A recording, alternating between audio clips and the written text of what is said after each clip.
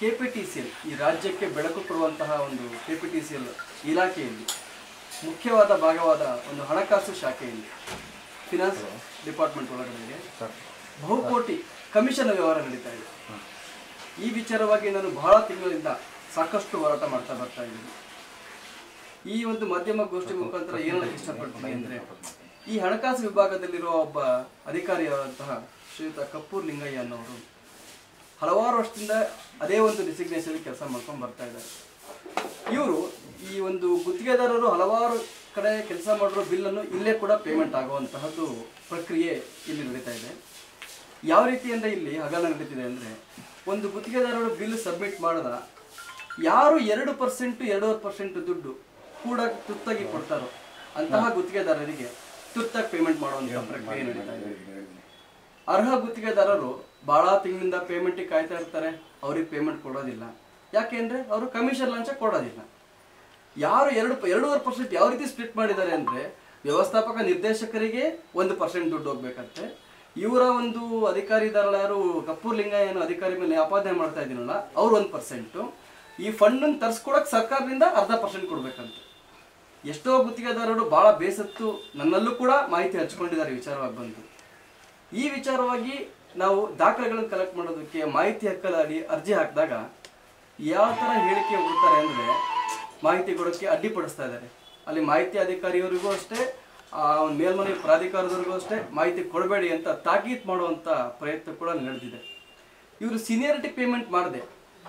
ಉದಾಹರಣೆಯಾಗಿ ಒಂದು ನಾನು ಎಕ್ಸಾಂಪಲ್ ಹೇಳಕ್ಕೆ ಇಷ್ಟಪಡ್ತೀನಿ.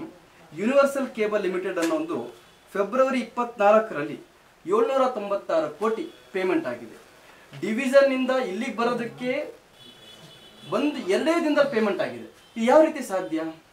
ಯಾಕೆಂದರೆ ಒಂದು ಬಿಲ್ ಬಂತು ಅಂದರೆ ಅದನ್ನು ಅಕೌಂಟ್ ಸೆಕ್ಷನ್ ಹೋಗಬೇಕು, ಅಕೌಂಟ್ ಸೆಕ್ಷನಲ್ಲಿ ಅದು ಸ್ಕ್ರೂಟಿನಿ ಆಗಬೇಕು, ಅದು ಫಸ್ಟ್ ಪ್ರತಿಯೊಂದು GST ಇನ್ಕಮ್ ಟ್ಯಾಕ್ಸ್ ರಿಡಕ್ಷನ್ ಆಗಬೇಕು, ಐಟಮ್ ವೈಸ್ ಚೆಕ್ ಮಾಡಬೇಕು. ಈತ 2.5% ದುಡ್ಡು ಕೊಟ್ಟಿದ್ದಾರೆ ಅನ್ನೋದಕ್ಕೆ ನನ್ನ ಹತ್ರ ದಾಖಲೆಗಳು ಕಲೆಕ್ಟ್ ಮಾಡ್ತಾ ಇದ್ದೀನಿ. ಇವ್ನು ಕೊಟ್ಟಿದ ತಕ್ಷಣ ಇವನಿಗೆ ಪೇಮೆಂಟ್ ಯಾವ ರೀತಿ ಆಯಿತು? ಕೇವಲ 1 ದಿನದ ಚೆಕ್ ಪೇಮೆಂಟ್ ಆಗಿದೆ 796 ಕೋಟಿ. ಇಲ್ಲಿ KRC ಇಂದ ಸರಿಯಾಗಿ ಅನುಮೋದನೆ ತಗೊಳ್ಳೋದಿಲ್ಲ, ಅನಾವಶ್ಯಕ ಟೆಂಡರ್ ಕಾಮಗಾರಿ ಕರೀತಾರೆ. ಹಲವಾರು ವರ್ಷದಿಂದ ಕರೆದ ಟೆಂಡರ್ ಕಾಮಗಾರಿಗಳು ಇವತ್ತಿಗೂ ಕೂಡ ಕಂಪ್ಲೀಟ್ ಆಗಿಲ್ಲ.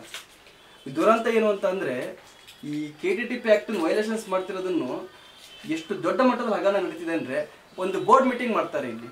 ಆ ಮೀಟಿಂಗಲ್ಲಿ ಒಂದು 4-5 ಜನ ಕಾಂಟ್ರಾಕ್ಟರ್ ಕರ್ಸ್ಕೊಳ್ತಾರೆ. ನಿನಗೆ ಎಷ್ಟು % ಅಪ್ಪ, ನಿನಗೆ ವರ್ಕ್ ಫಿಕ್ಸ್ ಮಾಡಿಕೊಡ್ತೀವಿ, 5% ಕೊಡು, 10% ಕೊಡು, ನಿಂದು ಎಲಿಜಿಬಲ್ ಏನಿದೆ, ಟೆಂಡರ್ QR ಅಂತ ಕೇಳ್ತಾರೆ. ಈ KTTP ಆ್ಯಕ್ಟಲ್ಲಿ ಒಂದು ಟರ್ಮ್ಸ್ ಆ್ಯಂಡ್ ಕಂಡೀಷನ್ ಇರುತ್ತೆ. ಒಬ್ಬ ಗುತ್ತಿಗೆದಾರ ಇಷ್ಟೇ ಕಾಮಗಾರಿ ಮಾಡಿರಬೇಕು, ಇಷ್ಟೇ ರೀತಿ ಒಂದು ಟರ್ನ್ ಓವರ್ ಇರಬೇಕು, ಇಷ್ಟೇ ಒಂದು ಮ್ಯಾಟ್ ಕ್ಯಾಲ್ಕುಲೇಷನ್ ಬರಬೇಕು ಅಂತ ಇರುತ್ತೆ. ಅವನಿಗೆ ತಕ್ಕದಂಗೆ QRಗಳನ್ನು ಚೇಂಜ್ ಮಾಡೋದು. ಇದಕ್ಕೆ ಉದಾಹರಣೆಯಾಗಿ 3,000 ಕೋಟಿ ಟೆಂಡರ್ಗಳನ್ನು 147ನೇ ಬೋರ್ಡ್ ಮೀಟಿಂಗಲ್ಲಿ ಅಪ್ರೂವ್ ಮಾಡಿದ್ದಾರೆ.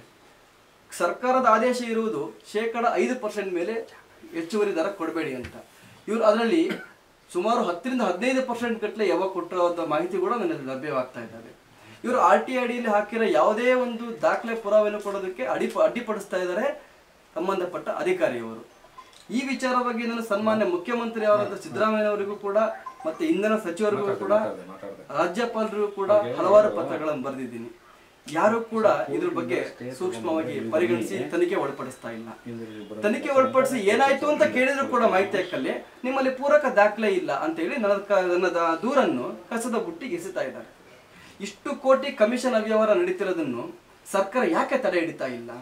ಸಾರ್ವಜನಿಕರ ದುಡ್ಡು, ಸರ್ಕಾರದ ದುಡ್ಡು ಈ ರೀತಿ ಕಮಿಷನ್ ರೂಪದಲ್ಲಿ, ಲಂಚದ ರೂಪದಲ್ಲಿ ತಗೊಳ್ತಾ ಇದಾರಲ್ಲ ಇಂಥ ಅಧಿಕಾರಿಗಳು, ಇವ್ರ ಮೇಲೆ ಯಾಕೆ ಶಿಸ್ತು ಕ್ರಮಕ್ಕೆ ಸರ್ಕಾರ ಕೈಗೊಳ್ತಾ ಇಲ್ಲ ಅನ್ನೋದು ಯಕ್ಷ ಪ್ರಶ್ನೆಯಾಗಿ ಕಾಡ್ತಾ ಇದೆ ನಮಗೆ ವಿಚಾರದಲ್ಲಿ.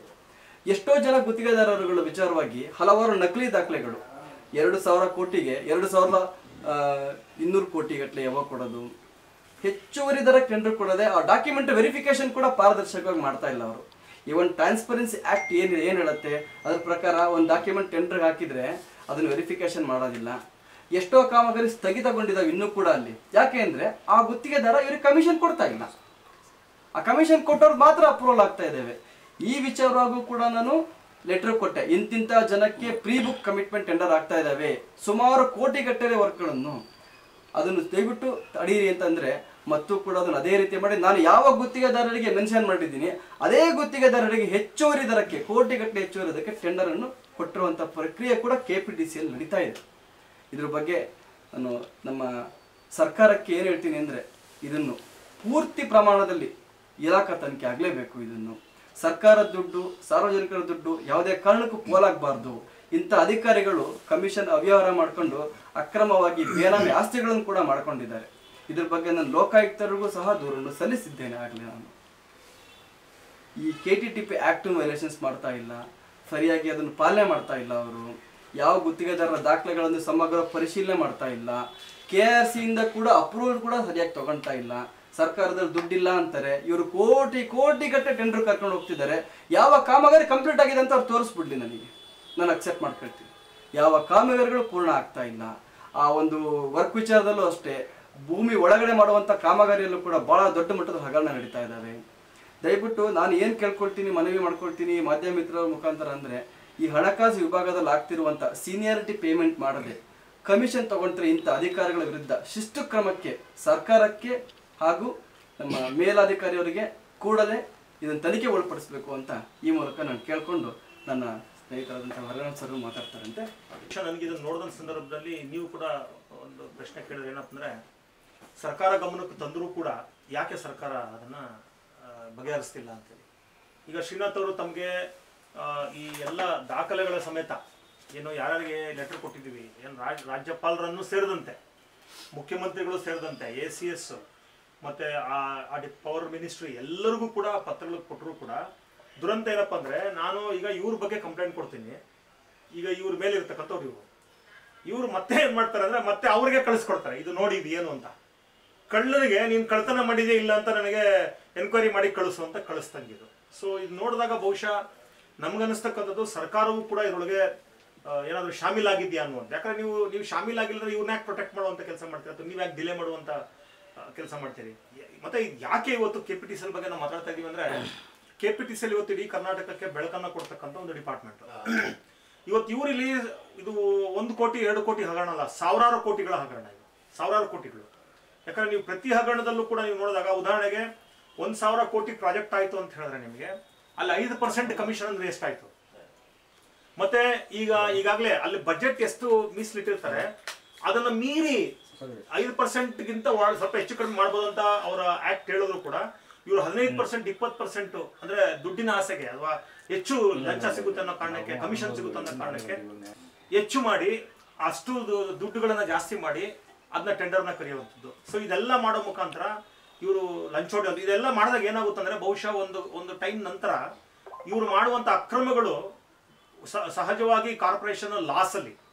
ಯಾಕೆ ಲಾಸಲ್ಲಿ ಆಗುತ್ತೆ ಅಂದ್ರೆ, ನೋಡಿ ಎಂಥ ಕಾಂಟ್ರಾಕ್ಟರ್ಗಳಿಗೆ ಇವರು ಕಾಂಟ್ರಾಕ್ಟ್ ಕೊಡ್ತಾ ಇದ್ದಾರೆ. ಒಂದು ಬಹಳ ಮುಖ್ಯವಾಗಿ ಬಹುತೇಕರು ಕರ್ನಾಟಕದವರು ಅಲ್ಲದೇ ಇರ್ತಕ್ಕಂಥವ್ರು, ಆಂಧ್ರ, ತಮಿಳುನಾಡು ಮತ್ತು ಉತ್ತರ ಭಾರತದಲ್ಲಿ. ಯಾಕಂದ್ರೆ ಅವರು ಹೆಚ್ಚು ಕಮಿಷನ್ ಕೊಡ್ತಾರೆ.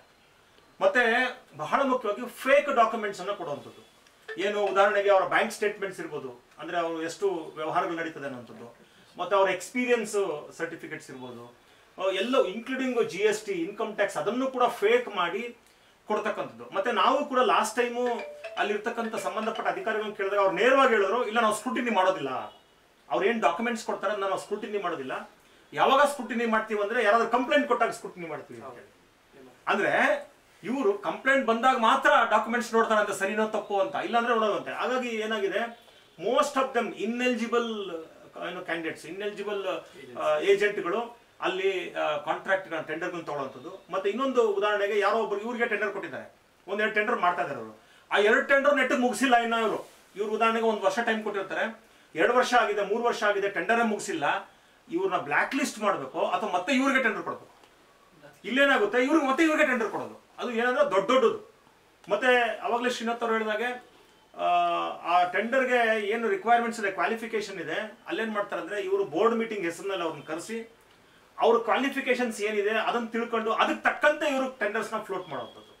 ಅಂದ್ರೆ ಇವರು ಟೆಂಡರ್ ಪ್ರಕಾರ ಅಭ್ಯರ್ಥಿಗಳಲ್ಲ, ಅಭ್ಯರ್ಥಿಗಳ ಪ್ರಕಾರ ಟೆಂಡರ್. ಯಾಕಂದ್ರೆ ಅವರು ಮೊದಲೇ ಇವ್ರಿಗೊಂದಿಷ್ಟು ಫಿಕ್ಸ್. ಈಗ ಉದಾಹರಣೆಗೆ ಅವ್ರು 100 ಕೋಟಿ ತಗೊಳ್ತಾರೆ ಅಂದ್ರೆ, ಆಯ್ತು ನೀನು ಎಷ್ಟು ಕೊಡ್ತೀಯ ಪರ್ಸೆಂಟೇಜ್.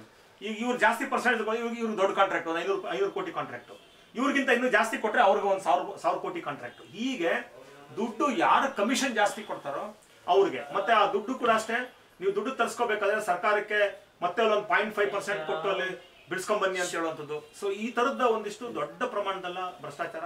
ಒಂದು ಇನ್ಎಲಿಜಿಬಲ್ ಇವ್ರಿಗೆ ಟೆಂಡರ್ ಕೊಡುವಂಥದ್ದು, ಭ್ರಷ್ಟಾಚಾರ, ಅದರಲ್ಲಿ ಲಂಚ ತಗೊಳ್ತಕ್ಕಂಥದ್ದು. ಮತ್ತೆ ಕೇಳಿದಾಗ ಬಹಳ ಮುಖ್ಯವಾಗಿ ಈಗ ನಾವು ನಿಮ್ಮ ಡಿಪಾರ್ಟ್ಮೆಂಟ್ಗೆ ಏನೋ ಇನ್ಫಾರ್ಮೇಶನ್ ಕೇಳ್ತೀವಿ, ನೀವು ಸಾಕ್ಷ್ಯಗಳು ಏನೂ ಮಾಡಲಿಲ್ಲ ಅಂದ್ರೆ you have to give the information. ಆದರೆ ಇನ್ಫಾರ್ಮೇಶನ್ ಅನ್ನ ಮುಚ್ಚುಮರೆ ಮಾಡುವಂಥದ್ದು, ಮತ್ತೆ ನಾವು ಅಪೀಲ್ ಹೋದಾಗ ಅಲ್ಲೂ ಕೂಡ ಕೊಡದೇ ಇರೋಂಗೆ ನೋಡ್ಕೊಳ್ಳುವಂಥದ್ದು. ಸೊ ಹೀಗೆ ನಮಗೆ ಸರಿಯಾದ ನೋಡಿ, ಈಗ ಶ್ರೀನಾಥ್ ಅವರು ಒಂದು ಅಪ್ಲಿಕೇಶನ್ RTI ಹಾಕಿದಾಗ ನೀವು ಸೂಕ್ತ ದಾಖಲೆಗಳು ಕೊಡಬೇಕಾಗಿರೋದು ಯಾರು? ನಿಮ್ಮ ಮೇಲೆ ನಾವು ಆರೋಪ ಮಾಡಿದೀವಿ, ನೀವು ಕೊಡಬೇಕು. ನಾನು ಟೆಂಡರ್ ಅನ್ನ ಕರೆಯುವಂತ ವ್ಯಕ್ತಿನೂ ಅಲ್ಲ, ನಾನು ಟೆಂಡರ್ ಕೊಡೋ ವ್ಯಕ್ತಿನೂ ಅಲ್ಲ, ನಾನು ಟೆಂಡರ್ನ ಡಾಕ್ಯುಮೆಂಟ್ಸ್ನ ವೆರಿಫೈ ಮಾಡೋ ವ್ಯಕ್ತಿನೂ ಅಲ್ಲ. So documents has to be provided who has called for the tender. So ಅವರು ನಾವು ಪ್ರಶ್ನೆ ಮಾಡೋರ್ನ, ಸಾಮಾಜಿಕ ಹೋರಾಟಗಾರನ, RTI ಹೋರಾಟಗಾರನ, ಇವ್ರನ್ನ ನೀವು ನಮ್ಗೆ ಡಾಕ್ಯುಮೆಂಟ್ಸ್ ಕೊಡ್ರಿ ಅಂದ್ರೆ ಇದೊಂಥರ ಹಾಸ್ಯಾಸ್ಪದ ಅಲ್ವಾ ಇದು? ಸೊ ಇದು ನೋಡಿದಾಗ ನನ್ಗನ್ಸುತ್ತೆ ಡಿಪಾರ್ಟ್ಮೆಂಟ್ ಇಂದ ಹಿಡಿದು ಇದು ಇನ್ಕ್ಲೂಡಿಂಗ್ ಕಮಿಷನ್, RTI ಕಮಿಷನ್ ವರ್ಗೂ ಕೂಡ ಇದು ಒಂದು ಜಾಲ, ಐ ಥಿಂಕ್ ಒಂದು ನೆಟ್ವರ್ಕ್ ಇದೆ. ಇದು ಎಲ್ಲರೂ ಕೂಡ ತನಿಖೆ ಒಳಪಡಿಸಬೇಕು. ಮತ್ತೆ ನನಗನ್ಸುತ್ತೆ ಇದು ಬಹುಶಃ ಸ್ಟೇಟ್ ಲೆವೆಲ್, ಯಾಕಂದ್ರೆ ಈಗಾಗಲೇ ನಮ್ಗೆ ಗೊತ್ತಿದೆ ಅನೇಕ ಕಾಂಟ್ರಾಕ್ಟರ್ಗಳು ಆತ್ಮಹತ್ಯೆ ಮಾಡ್ಕೊಂಡು 40% ಕೇಳ್ತವ್ರೆ. ಇದೆಲ್ಲವೂ ಸತ್ಯ. ಅಂದ್ರೆ ನಮ್ಮ ಕಣ್ಣಿಗೆ ಕಾಣ್ತಾ ಇದೆ. ಇನ್ನೂ ಎಷ್ಟು ಜನ ಕಾಂಟ್ರಾಕ್ಟರ್ಗಳ ಬರಿಕೊಳ್ಬೇಕಂತಿದ್ದಾರೆ. ಮತ್ತೆ ಕರ್ನಾಟಕದ ಕಾಂಟ್ರಾಕ್ಟರ್ಗಳಿಗೆ ಅವಕಾಶಗಳೇ ಇಲ್ಲ, ಸಣ್ಣ ಪುಟ್ಟ ಕಾಂಟ್ರಾಕ್ಟರ್ಗಳಿಗೆ ಅವಕಾಶಗಳೇ ಇಲ್ಲ. ಸೊ ಹಾಗಾಗಿ ನಮ್ಗನ್ಸ್ತಕ್ಕಂಥದ್ದು ಇದು, ನನಗನ್ಸುತ್ತೆ CBI ಎನ್ಕ್ವೈರಿ ಕೊಟ್ರೆ ಬಹುಶಃ ಇದು ಹೊರಗೆ ಬರ್ತದೆ. ಯಾಕಂದ್ರೆ ರಾಜ್ಯಕ್ಕೆ ಕೊಟ್ಟಾಗ ಅಫ್ಕೋರ್ಸ್ ನಮ್ಗೆ ಗೊತ್ತಿದೆ ರಾಜ್ಯದ ವ್ಯವಸ್ಥೆ, ರಾಜ್ಯ ಇರುವ ಸರ್ಕಾರದ ಪರ ನಿಂತ್ಕೊತಾರೆ ಹೊರತು. ಹಾಗಾಗಿ ನಾವು CBI ಎನ್ಕ್ವೈರಿ ಮಾಡಿ ಇಲ್ಲಿ ಯಾರು ತಪ್ಪಿತಸ್ಥರಿದ್ದಾರೆ, ಮತ್ತೆ ಬೇಕಾದ್ರೆ ನೀವೀಗ ಯಾವ್ಯಾವ ಅಧಿಕಾರಿಗಳಿದ್ದಾರೆ ಅವರ ಆಸ್ತಿಗಳನ್ನ ನೀವು ಎನ್ಕ್ವೈರಿ ಮಾಡ್ರಿ, ತಗೊಳ್ರಿ. ಅವ್ರು ಏನೇನು ಆಸ್ತಿಗಳು ಮಾಡಿದ್ದಾರೆ, ಬೇನಾಮಿ ಆಸ್ತಿಗಳೇನಿದೆ. ಮತ್ತೆ ಇವತ್ತು ಕಾಂಟ್ರಾಕ್ಟರ್ಗಳು ನೋಡ್ಬೋದು ನೀವು, ಅಲ್ಲಿ ಇವ್ರು ಕೊಡುವಂತ ಕಾಂಟ್ರಾಕ್ಟರ್ಗಳು ಇಲ್ಲಿ ಬರ್ಬೇಕಾದ್ರೆ ಒಂದು ಸಣ್ಣ ಸ್ಕೂಟರ್ ಅಲ್ಲೋ ಒಂದು ಸಣ್ಣ ಯಾವುದೋ ಒಂದು ಮಾರುತಿಯಲ್ಲಿ ಬರ್ತಾರೆ. ಇವತ್ತು ಒಬ್ಬೊಬ್ರು 2 ಕೋಟಿ 3 ಕೋಟಿ 5 ಕೋಟಿ ವರ್ತ್ ಕಾರ್ಗಳನ್ನ ಓಡಿಸ್ತಾರೆ. ಅಂದ್ರೆ ಎಷ್ಟು ದೊಡ್ಡ ಪ್ರಮಾಣದಲ್ಲಿ ಇವ್ರಿಗೆ ಕಾಂಟ್ರಾಕ್ಟರ್ಗಳು ಮತ್ತು ಆಫೀಸರ್ಸ್ ನೆಕ್ಸಸ್ ಇದೆ ಅನ್ನೋದು ನಾವು ನೋಡ್ಬೇಕಾಗ್ತದೆ. ಹಾಗಾಗಿ ನಾವು ಇದ್ರ ಮುಖಾಂತರ ಸರ್ಕಾರಕ್ಕೆ ಒತ್ತಾಯ ಮಾಡ್ತಾ ಇದೀವಿ, ಈ ಒಂದು ಭ್ರಷ್ಟಾಚಾರ ಏನಿದೆ ಇದನ್ನ ತನಿಖೆಗೊಳಪಡಿಸಬೇಕು. ಯಾರು ಭ್ರಷ್ಟರಿದ್ದಾರೆ ಅವ್ರನ್ನ ಕೆಲಸದಿಂದ ವಜಾ ಮಾಡಬೇಕು, ಅವ್ರ ಮೇಲೆ ಕ್ರಿಮಿನಲ್ ಕೇಸ್ ದಾಖಲು ಮಾಡಬೇಕು. ಯಾಕಂದ್ರೆ ಇವ್ರು ಮಾಡೋದೇನಾಗುತ್ತೆ ಅಂದ್ರೆ ನಾಳೆ ಇವ್ರು ಮಾಡೋ ಭ್ರಷ್ಟಾಚಾರದಿಂದ ಲಾಸ್ ಅಂತೇಳಿ ಆ ಹೊರೆಯನ್ನ ನಮ್ಮ ಮೇಲೆ ಕರೆಂಟ್ ಬಿಲ್ ರೂಪದಲ್ಲಿ ನಮ್ಮ ಮೇಲೆ ಹಾಕ್ತಾರೆ. ಕರೆಂಟ್ ಬಿಲ್ ರೂಪದಲ್ಲಿ ನಮ್ಮ ಮೇಲೆ ಹಾಕ್ತಾರೆ. ಅಲ್ಟಿಮೇಟ್ಲಿ ಇವ್ರು ಕಾರ್ಗಳು ತಗೊಳಕ್ಕೆ, ಇವ್ರು ಬಂಗ್ಲೆಗಳು ಕಟ್ಕೊಳ್ಳಕ್ಕೆ, ಇವ್ರು ಶೋಕಿಗಳು ಮಾಡ್ಲಿಕ್ಕೆ, ಇವ್ರು ದುಡ್ಡುಗಳು ಮಾಡ್ಲಿಕ್ಕೆ ನಾವು ಸಾಮಾನ್ಯರು ಇವ್ರಿಗೆ ತೆರಿಗೆ ಕಟ್ಟಬೇಕು.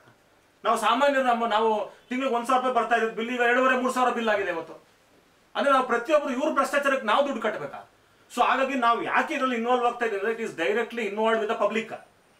ಹಾಗಾಗಿ ನಾವು ಇದರಲ್ಲಿ ನಾವು ಒತ್ತಾಯ ಮಾಡ್ತಾ ಇದ್ದೀವಿ. ಮತ್ತೆ ಆಫೀಸರ್ಗಳು ಮಾತಾಡಿಸಿದಾಗ ಬಹಳ ಉಡಾಫೆಯಾಗಿ ಮಾತಾಡ್ತಕ್ಕಂಥದ್ದು, ಏನು ಇಲ್ಲ ಎಲ್ಲ ಕರೆಕ್ಟ್ ಆಗಿದೆ, ಡಾಕ್ಯುಮೆಂಟ್ಸ್ ಕೊಡಿ ಅಂದ್ರೆ ನಿಮ್ಗೆ ಯಾಕೆ ಕೊಡಬೇಕು ಅಂತ ಹೇಳುವಂಥದ್ದು, ಈ ತರದೆಲ್ಲ ನಡೀತಾ ಇದೆ. ಹಾಗಾಗಿ ನಾವು ಮುಂದಿನ ದಿನಗಳಲ್ಲಿ ದೊಡ್ಡ ಪ್ರಮಾಣದ ಹೋರಾಟವನ್ನ ಮಾಡಬೇಕಾಗ್ತದೆ. ಸರ್ಕಾರ ಸರಿಯಾದ ಕ್ರಮ ತಗೊಳ್ಳಿ ಅಂದ್ರೆ. ಹಾಗಾಗಿ ನಾವು ಈ ಒಂದು ಪ್ರೆಸ್ ಮೀಟ್ ಕರೀಲಿಕ್ಕೆ ಕಾರಣ ನೋಡಿ, ನಾವು ಯಾರ್ಯಾರು ತಲುಪಿಸ್ಬೇಕು ಎಲ್ರಿಗೂ ತಲುಪಿಸಿದೀವಿ, ಇನ್ನೂ ನ್ಯಾಯ ಸಿಕ್ಕಿಲ್ಲ. ಸೊ ನಾವು ಬಹುಶಃ ಮುಂದೆ ನಾವು ಪ್ರೆಸಿಡೆಂಟ್ಗೆ, ಪ್ರೈಮ್ ಮಿನಿಸ್ಟರ್ಗೂ ಕೂಡ ಪತ್ರ ಬರೀಬೇಕಾಗ್ತದೆ. ಸೊ ಅದರ ನಂತರ ರಾಜ್ಯದ ಮಾನವನ್ನ ನೀವೇ ರಾಜ ಹಾಕುವಂತ ಪ್ರಕ್ರಿಯೆ ನಡೀತದೆ. ಹಾಗಾಗಿ ಅದನ್ನ ರಾಜ್ಯದ ಮಾನವನ್ನ ಉಳಿಸ್ಬೇಕಾದ್ರೆ ಇಂತಹ ಕಿಡಿಗೇಡಿಗಳನ್ನ, ಇಂಥ ಭ್ರಷ್ಟಾಚಾರಿಗಳನ್ನ ಆಕ್ಷನ್ ತಗೊಳ್ಳಿ ಅಂತ ನಾವು ಹೇಳ್ತೀವಿ. ನಾನು ಭಾಸ್ಕರ್ ಪ್ರಸಾದ್ ಅಂತ, ಅಹಿಂದ ಸಂಘಟನೆಗಳ ಒಕ್ಕೂಟದ ನಾನು ಕೂಡ ಒಬ್ಬ ರಾಜ್ಯ ಸಂಚಾಲಕ. ಈಗ ಮೊನ್ನೆ ನಮ್ಮ ಕರ್ನಾಟಕ ರಾಜ್ಯದ ಕಾಂಗ್ರೆಸ್ ನೇತೃತ್ವದ ಸರ್ಕಾರದ ಮುಖ್ಯಮಂತ್ರಿ ಸಿದ್ದರಾಮಯ್ಯ ಒಂದು ಸ್ಟೇಟ್ಮೆಂಟ್ ಕೊಟ್ಟರು, BJP ಸರ್ಕಾರದ 22 ಇಲಾಖೆಗಳ ಹಗರಣಗಳನ್ನ ನಾವು ತನಿಖೆಗೊಳಪಡಿಸ್ತಾ ಇದ್ದೀವಿ ಅಂತ. ನಾನು ಈ ಮೂಲಕ ಕೇಳೋದಂತಂದ್ರೆ, ನಿಮ್ಮ ಕಣ್ಣಿಗೆ ಕಾಣುವ ಹಾಗೆ 796 ಕೋಟಿ ರೂಪಾಯಿ ಹಗರಣ ಕಾಣ್ತಾ ಇದೆ KPTC ಏನು ನಡೀತಾ ಇದೆಯಲ್ಲ, ಇದರಲ್ಲಿ 796 ಕೋಟಿ, ಅದಕ್ಕೆ ಸಂಬಂಧಪಟ್ಟಂತಹ ದಾಖಲೆಗಳು ಇಲ್ಲಿದ್ದಾರೆ. ಸೊ ಮಾಧ್ಯಮಗಳ ಮೂಲಕ ನಿಮ್ಮ ಗಮನಕ್ಕೆ ಬರ್ತದೆ. ಯಾಕಂದ್ರೆ ಸರ್ಕಾರಕ್ಕೆ ವರದಿಗಳನ್ನ ಕೊಡೋದಕ್ಕೆ ಆಂತರಿಕ ಭದ್ರತಾ ಇಲಾಖೆ ಇರ್ತದೆ, ಸುದ್ದಿ ನಿಮ್ಮ ನ್ಯೂಸ್ಗಳನ್ನ ಕೊಡೋದಕ್ಕೆ ನಿಮ್ಮ ಪೊಲೀಸ್ ಇಲಾಖೆ ಇದೆ, SB ರಿಪೋರ್ಟ್ ಎಲ್ಲವೂ ಇದೆ. ಇದೆಲ್ಲದರ ಮೂಲಕ ನಿಮ್ಮ ಸರ್ಕಾರದ ಸೆಕ್ರೆಟರಿಗಳಿಗೆ, ಸಂಬಂಧಪಟ್ಟಂತ ಇಲಾಖೆಗಳಿಗೆ ತಲುಪುತ್ತೆ. ನೀವು ತುಂಬಾ ಪ್ರಾಮಾಣಿಕವಾಗಿ ಅಂತ ಹೇಳ್ಕೊಳ್ಳುವಂತಹ ಕಾಂಗ್ರೆಸ್ ಸರ್ಕಾರದ ಮುಖ್ಯಮಂತ್ರಿ ಕೇಳುವಂಥದ್ದು BJP ಸರ್ಕಾರದ ಹಗರಣ ಅಲ್ವಾ? ಇದು ಕೂಡ 1 ವರ್ಷ ಕೆಳಗಡೆಯಿಂದನೂ ಹಾಕೊಂಡು ಬಂದಿರೋದು, BJP ಸರ್ಕಾರ ಇದ್ದಾಗಲಿಂದನೂ ಆಗಿರೋದು ಹಗರಣಗಳು ಇದರಲ್ಲಿ ಸೇರ್ಕೊಳ್ತದೆ.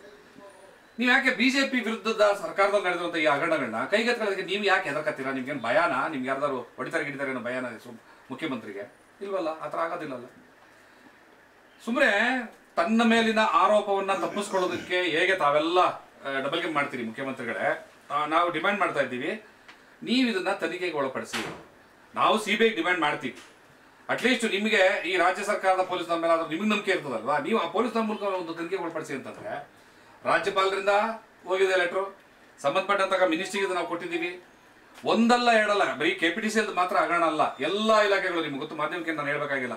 ಮುಡಾದಲ್ಲಿ 5,000 ಕೋಟಿ ಹಗರಣ, ಆಮೇಲೆ ST ನಿಗಮದಲ್ಲಿ SCPTSP ಹಗರಣದ ನಿಗಮ ಅದಲ್ಲ ಹಗರಣ, ಮತ್ತೆ ವಾಲ್ಮೀಕಿ ಅಭಿವೃದ್ಧಿ ನಿಗಮದ್ದು ಅದು ಹಗರಣ, KDB ಸಾವಿರಾರು ಕೋಟಿ ರೂಪಾಯಿಗಳ ಹಗರಣ, ಅದೆಲ್ಲ ದಾಖಲೆಗಳು ಇಟ್ಟು ಮಾತಾಡ್ತು ಅಂತಂದ್ರೆ ತುಂಬಾ ದೊಡ್ಡದಾಗುತ್ತೆ. ಮತ್ತೆ BDAದಲ್ಲಂತೂ ಹಗರಣಗಳ ಕೊಂಪೆ ದೊಡ್ಡ ದೊಡ್ಡ ಹಗರಣಗಳೇ ಸೇರ್ಕೊಂಡಿದ್ದಾವೆ. ಎಲ್ಲ ದಾಖಲೆಗಳು ಸರಿಬದ್ಧವಾಗಿ ಇದುವರೆಗೂ ಸಾಕಷ್ಟು ಕಂಪ್ಲೇಂಟ್ಗಳನ್ನ ಮಾಡಿದ್ರು ಕೂಡ ನಿಮ್ಮ ಇಲಾಖೆ ಅಧಿಕಾರಿಗಳು ಒಂದು ಕ್ರಮನೂ ತಗೊಳ್ಳಲ್ಲ ಅಂತಂದ್ರೆ ನೀವು ಸರ್ಕಾರ ನಡೆಸಕ್ ಲಾಯಕರ. ಸುಮ್ಮನೆ ನೀವು ಸರ್ಕಾರದ ಸಾಮಾನ್ಯ ಜನರ ಹಣವನ್ನು ಈಗ ಪೋಲ್ ಮಾಡಿ ನಿಮ್ಮ ಬೊಜ್ಜು ಬೆಳೆಸ್ಕೊಂಡು ಓಡಾಡೋದ್ ಬದಲು ನೀವೆಲ್ಲ ರಾಜೀನಾಮೆ ಕೊಟ್ಟು ಮನೆಗೆ ಹೋಗೋದು ಒಳ್ಳೇದು ಅನ್ನೋದು ನನ್ನ ಒಂದು ಅಭಿಪ್ರಾಯ. ಸೊ ಕೊನೆಯದಾಗ ನಾವು ಹೇಳೋದೇನು ಅಂತಂದ್ರೆ, ಈಗ ಶ್ರೀನಾಥ್ ಅವ್ರು ಒಬ್ಬರೇ ಇದ್ದಾರೆ, ಹಾಗಾಗಿ ಅವ್ರಿಗೆ ನಾವು ಮಾಹಿತಿ ಕೊಡಲ್ಲ ಅಂತ ಅವ್ರು ಭಾವಿಸಿರ್ಬೋದು. ಶ್ರೀನಾಥ್ ಒಬ್ಬರು ಅಲ್ಲ, ನಮ್ಮ ಏನೋ ಒಂದು ಸಂಘಟನೆಗಳಿದ್ದಾವೆ, ಅವರೆಲ್ಲರೂ ಕೂಡ ಅವ್ರ ಹೋರಾಟಕ್ಕೆ ನಾವು ಬೆನ್ನೆಲುಬಾಗಿ ನಿಂತಿದ್ದೀವಿ. ಇವಾಗ ನ್ಯಾಯ ಎಲ್ಲಿವರೆಗೂ ಕೂಡ ಸಿಗೋದಿಲ್ಲೋ ಅಲ್ಲಿವರೆಗೂ ಇದು ಹೋರಾಟ ಮಾಡ್ತೀವಿ. ಮುಂದಿನ ದಿವಸದಲ್ಲಿ ಈಗ ಪತ್ರಿಕಾಗೋಷ್ಠಿ ಮೂಲಕ ನಾವೇನು ವಿಚಾರಗಳನ್ನ ಮುಂದೆ ಹೇಳ್ತಾ ಇದ್ದೀವಿ, ಇದನ್ನ ಅವರು ತಕ್ಷಣವಾಗಿ ಕಾರ್ಯರೂಪಕ್ಕೆ ತರದೇ ಹೋದ್ರೆ ಮುಂದಿನ ದಿವಸದಲ್ಲಿ ತುಂಬಾ ಬಹಳ ದೊಡ್ಡ ಮಟ್ಟದ ಹೋರಾಟವನ್ನ, ಮತ್ತೆ ಇದರಲ್ಲಿ ಸರ್ಕಾರದ ಈಗ ಕಾಂಗ್ರೆಸ್ ಸರ್ಕಾರದ ಬೇರೆ ಬೇರೆ ಇಲಾಖೆಯ ಅಧಿಕಾರಿಗಳು ಮತ್ತೆ ಮಿನಿಸ್ಟ್ರುಗಳು, ನಾನು ನೇರವಾಗಿ ಆರೋಪ ಮಾಡಕ್ ಬರ್ತೀನಿ, ಬಹುಶಃ ಇದು ಜಾರ್ಜ್ ಅವರು ಕೂಡ ಈ ಹಗರಣದಲ್ಲಿ ಇನ್ವಾಲ್ವ್ ಆಗಿದ್ದಾರೇನೋ ಅಂತ. ಯಾಕಂದ್ರೆ ಒಬ್ಬ ಮಿನಿಸ್ಟ್ರು 796 ಕೋಟಿ ಬರೀ ಅಧಿಕಾರಿಗಳು ಮಾಡೋಕ್ಕಾಗಲ್ಲ, ಮಿನಿಸ್ಟ್ರು ಕೂಡ ಇನ್ವಾಲ್ವ್ ಆಗಿರ್ಬೋದು ಅಂತ. ಸೊ ಅವರನ್ನು ಸೇರಿಸಿ ಇದನ್ನ ತನಿಖೆ ಮಾಡಬೇಕು ಅನ್ನೋ ಒತ್ತಾಯವನ್ನು ನಾನು ಮಾಡ್ತಾ ಇದ್ದೀನಿ.